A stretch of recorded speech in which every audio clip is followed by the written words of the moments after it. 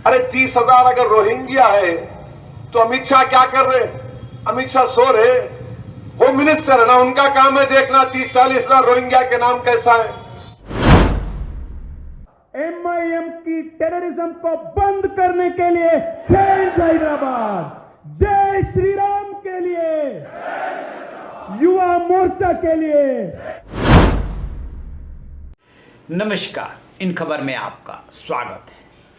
बिहार विधानसभा का चुनाव परिणाम जब आया तो यूं तो महागठबंधन और एनडीए में जो है काफ़ी क्लोज फाइट रहा, उसकी काफ़ी चर्चा हुई कि बेईमानी से जीता है एनडीए। लेकिन एक और शख्स, एक और नेता, एक और पार्टी खासे चर्चे में रही, वो थी एआईएम, जिसके नेता हैं असदुद्दीन ओवैसी। बिहार में 5 विधानसभा सीटें जीत करके बिहार की रीजनल पार्टीज को उन्होंने साफ साफ मैसेज दे दिया कि कौन कहाँ पे खड़ी है। पप्पू यादव की पार्टी एक भी सीट नहीं जीती, उपेंद्र कुशवाहा की पार्टी एक भी सीट नहीं जीती और ओवैसी की पार्टी 5 सीटें जीत गई। स्वाभाविक है कि इससे उनके कार्यकर्ताओं में और एआईएम के जो पार्टी है उसमें काफ़ी उत्साह, जोश है। इसी बीच में ग्रेटर हैदराबाद म्यूनिसिपल कॉरपोरेशन का चुनाव चल रहा है, 1 दिसंबर को चुनाव है।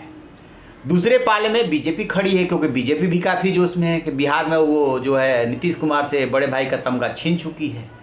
तो वहाँ पे बीजेपी के नेता इस म्यूनिसिपल कॉरपोरेशन के चुनाव में पहुँच रहे हैं, क्योंकि अभी जो उपचुनाव हुआ था उसमें बीजेपी ने काफ़ी अच्छा परफॉर्म किया है। तो उसको लग रहा है कि दक्षिण का जो दरवाज़ा खुला है उसमें अभी कर्नाटक तक ही वो पहुँच पाई है, उसे आंध्रा, तेलंगाना, तमिलनाडु फतह करना है। तो इस म्यूनिसिपल कॉरपोरेशन के चुनाव से ही काफ़ी वो उसमें एंट्री लेने की खोज रही है, स्पेस खोज रही है।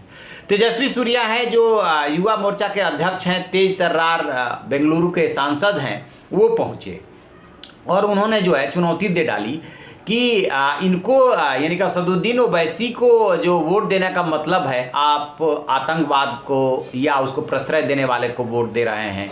और इन्होंने जो है 30,000 रोहिंग्याओं को वोटर लिस्ट में शामिल करा दिया, यहाँ पे रोहिंग्या बसे हुए हैं।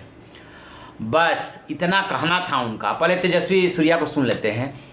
एमआईएम की टेररिज्म को बंद करने के लिए चेंज हैदराबाद, जय श्री राम के लिए, युवा मोर्चा के लिए, तेलंगाना की इस पवित्र धरती को और ऊंचाई तक लेने के लिए चेंज हैदराबाद। आप सबको बहुत बहुत धन्यवाद।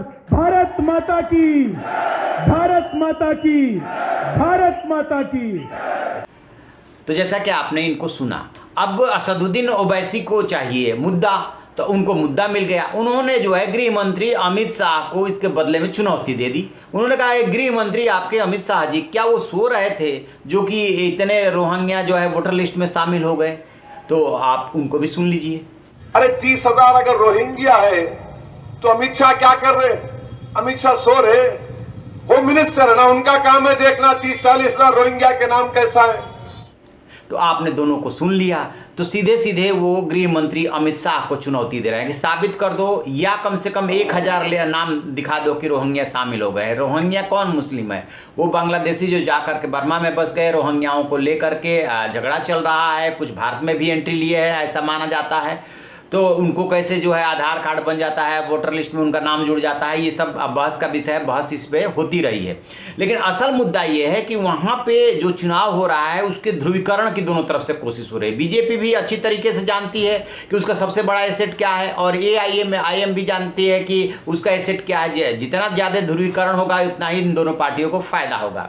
आपको याद होगा जब तेलंगाना का चुनाव चल रहा था तब वहाँ पे उत्तर प्रदेश के मुख्यमंत्री योगी आदित्यनाथ गए थे और उन्होंने कहा था कि यदि बीजेपी यहाँ पे सरकार बनाती है तो वो हैदराबाद का नाम बदल करके और भाग्यनगर रख देगी। तो अब उस बात को भी इन्होंने ओवैसी ने पकड़ लिया और कहा है कि हैदराबाद और ये भाग्यनगर का चुनाव है। तो यानी कि दोनों तरफ से पुरजोर कोशिश हो रही है कि किसी तरीके से इस चुनाव में ध्रुवीकरण हो, क्योंकि दोनों को इससे फायदा होगा। तेजस्वी सूर्या गए तो सिर्फ इतनी ही बात नहीं, उन्होंने कहा कि ये लोग तो विकास नहीं चाहते हैं, विकास की क्या बात करेंगे। ओल्ड हैदराबाद में बेसिक इंफ्रास्ट्रक्चर जो कमजोर पड़ चुका है, पुराना पड़ चुका है, उसको नहीं बदलने दे रहे हैं, वहाँ पे डेवलपमेंट नहीं होने दे रहा है। इनका विकास से क्या लेना देना है? विकास से तो बीजेपी का लेना देना है, लोकतंत्र से बीजेपी का लेना देना है। और उधर वो वैसे ही सवाल पूछ रहे हैं कि इन लोगों से जरा पूछ लीजिए कि ये करते क्या हैं। कुल मिला जुला करके हैदराबाद ग्रेटर म्युनिसिपल कॉरपोरेशन का चुनाव बहुत ही चर्चे में आ गया है। इन भाषणों की वजह से एक तरफ आतंकवादी होने के आरोप लग रहे हैं, तो दूसरी तरफ से चुनौती दी जा रही है कि साबित करो। चलिए अब इस पर नज़र बनाए हुए हैं, जैसे कोई अपडेट मिलेगा हम आपको बताएंगे। आप रहिए ना बेखबर, देखते रहिए इन खबर। Thank you. इन खबर चैनल को सब्सक्राइब करें।